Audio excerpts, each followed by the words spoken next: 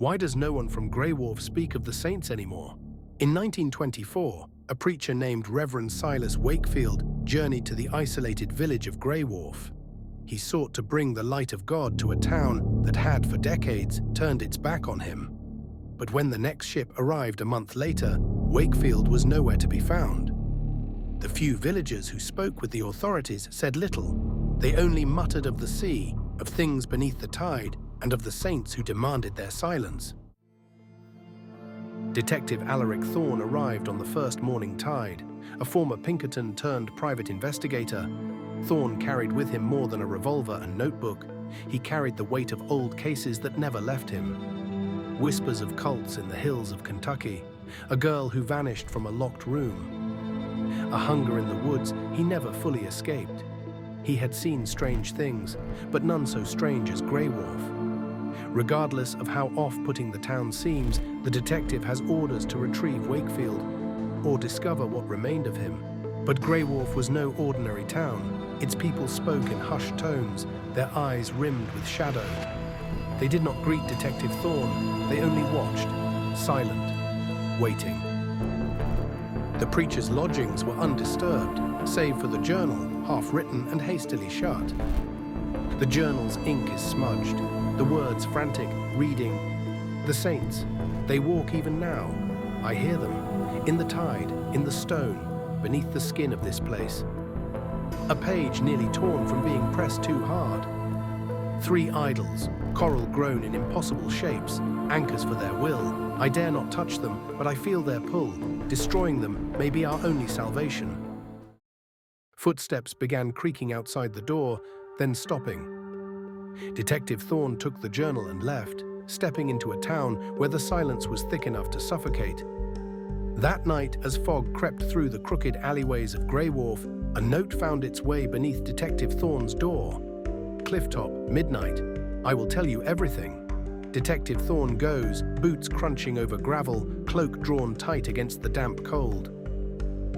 He waited in silence until a figure emerged, a young villager with shaking hands and swollen eyes. A nervous voice breaks through the fog. They come from the sea. We called them saints, but they were never holy. The coral is part of them. We fed them year after year. First fish, then animals, then people. A pause.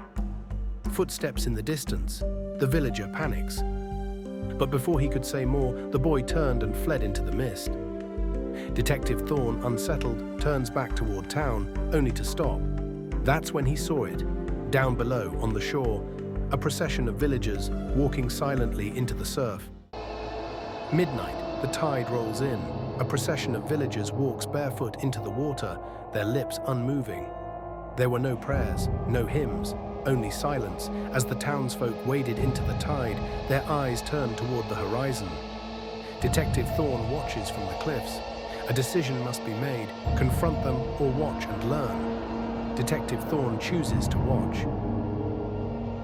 He did not call out, did not break the spell, and so he was the only one to see what rose from the deep. A shape in the water, too large, too wrong. It did not break the surface, but it moved, coiling like something waking from a long slumber. And the people, it was not devotion in their eyes. It was surrender. A low, guttural hum rumbles through the fog. Detective Thorne's dreams become restless. The voice of the saint seeps in. He awoke with salt on his tongue and something whispering beneath his skin. A sharp inhale, the feeling of something writhing beneath the flesh. There was no choice now. He had seen too much. He had to act. A decision, destroy the coral idols or flee the town. The sun sets slowly over Greywharf. Thorne walks the abandoned streets, waiting for the right moment to act. Then he sees her. She stood beneath a gas lamp, pale and unmoving. The same red ribbon, the same distant eyes, the same girl who had vanished from that locked room all those years ago. Footsteps echo as Thorne gives chase, heart pounding. She turned, not with fear, but with purpose, and slipped into a narrow alley. The alley twists. Shadows stretch longer than they should. He reaches a dead end. She was gone. No footprints, no sound, only a smear of brine on the stone and a strange piece of coral placed neatly at his feet. A pulse runs through it, faint, like a heartbeat. That was when Thorne knew. The saints didn't just take the girl, they kept her. Just as they had claimed Greywharf, he closes his fist around the coral and makes his decision. The church, the altar of coral. Detective Thorne waits until nightfall to act, knowing the villagers gather elsewhere during their midnight rites. He slipped into the church's sanctuary as the tide began to swell, but the idols did not wait passively. The moment he touches one, a tremor shudders through the ground. From beneath the altar, barnacle-covered limbs slither out. Creatures, twisted amphibious things with eyes like black pearls, emerged from the stone itself. Deep ones, guardians of the saints. Gunfire, screams, saltwater blood steams on cold stone. He fought desperately, bullets tearing through flesh that hissed and reformed. When the last one fell, the church bells, long silent, rang once unnaturally. A beat, then doors burst open.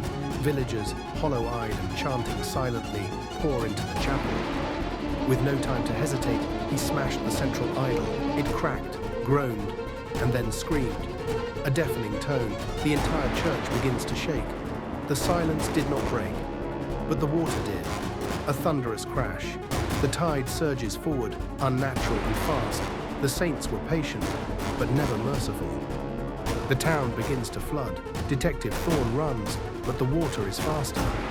They had worshipped to be spared, but mercy was never the way of the deep.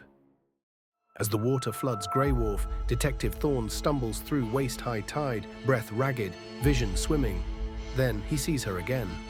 She stood just beyond the water's reach, her red ribbon soaked and trailing like a tendril behind her, eyes wide, unblinking.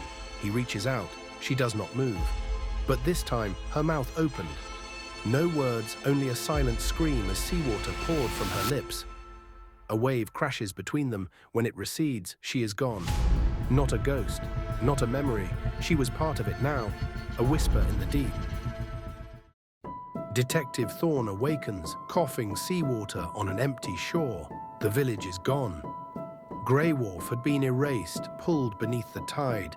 There would be no records, no warnings. But as he walked, his breath came shorter, his skin stung in the open air, and when he looked in the mirror that night, his eyes had gone hollow,